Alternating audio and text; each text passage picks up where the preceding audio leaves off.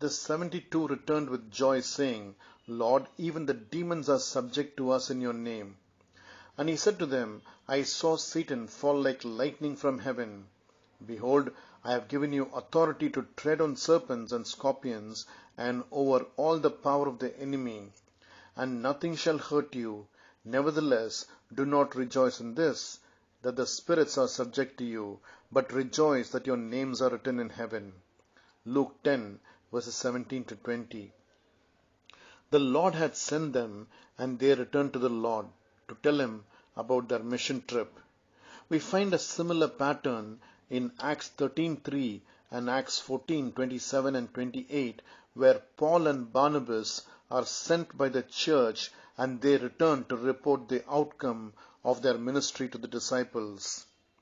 Here we see the disciples overjoyed by the fact that even the demons were subject to them. Jesus' response to this was enigmatic and reflects a higher mindset. Verse 20. Verse 18 has many interpretations. However, it is important to note that the disciples understood it because there was no further questions. Let us consider one interpretation that best fits the context. Jesus says in verse 20, Nevertheless, do not rejoice in this, that the spirits are subject to you, but rejoice that your names are written in heaven. Anything in heaven has to do with eternity. The disciples' names were not written after they believed, but before the foundation of the world, as we see in Ephesians 1:4, even as he chose us in him before the foundations of the world, that we should be holy and blameless before him. Further, we see the basis of God's selection in Romans 9:11. Though they were not yet born and had not done anything good or bad, in order that God's purpose of election might continue, not because of works, but because of him who calls.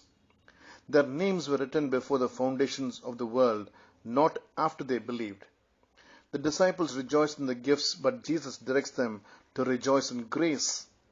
Satan's fall, as seen in verse 18, was due to pride.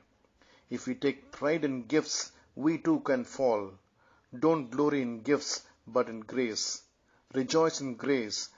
This leads to humility, while rejoicing in gifts leads to pride. Have a blessed weekend.